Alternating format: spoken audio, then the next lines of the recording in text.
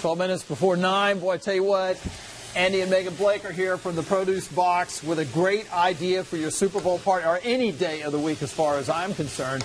And it's a little different take on what is a most wonderful treat, especially during the colder months, and that is chili. How y'all doing this morning? Good. How are you? Oh, we are doing really great. Well, tell us what you're making up here, Andy. We're making a butternut squash chili this morning. It's something a little bit healthier, something to get us ready for the Super Bowl, especially here in the Charlotte area. Yes.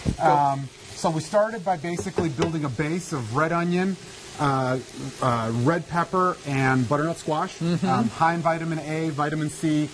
Really a healthy choice, especially these winter months. And Megan, is butternut squash in good supply right now? Absolutely. It's winter months, so we have all kinds of good winter veggies. The squashes, the kale, all of that good, heavier, kind of, not the light summery stuff, but the heavier stuff. Oh, wow. Oh, so, this is good. Produce Box starts delivering here in Charlotte again next week. Ooh, all right. So there you go. Get a heads up on this just in time for the Super Bowl. So what more are you doing here, Andy? Sure. So once it's been sizzling for a few minutes, you basically throw in your spice mix, which in our case is a little bit of garlic, some chipotle pepper, and then a combination of some bay leaf, some cinnamon powder, chili powder, and a little bit of cumin.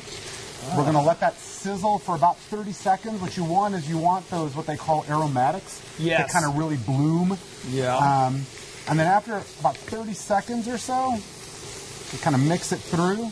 We literally throw in black beans. Oh, right? You can't put in enough beans as far as Christine and I are concerned. I love the beans. Yep, and it makes the chili, right? It does, it really does. And these are black beans, right? Yep. You can use pinto beans. You could use garbanzos or garbanzo beans, and you could do a mixture of beans too. You could. Then we throw in some roasted, crushed or chopped tomatoes. Oh, roasted. I never thought of that. A little extra kick to it. Look at this. A smokier flavor with that. Yeah, that's a really good idea. I would have never thought of this. This is looking really good. And then finally, we're going to throw in a little bit of vegetable broth, and that's really to kind of make it a little bit smoother, a little bit more liquidy. Make it more like a chili. Oh, yeah. Look at.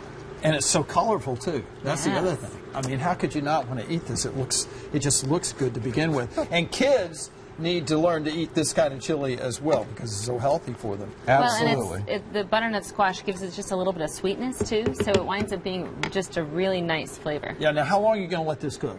About an hour or so. Would you want to put it in a crock pot, or can you leave it right on the stove? That's a great point. You can put it in a crock pot.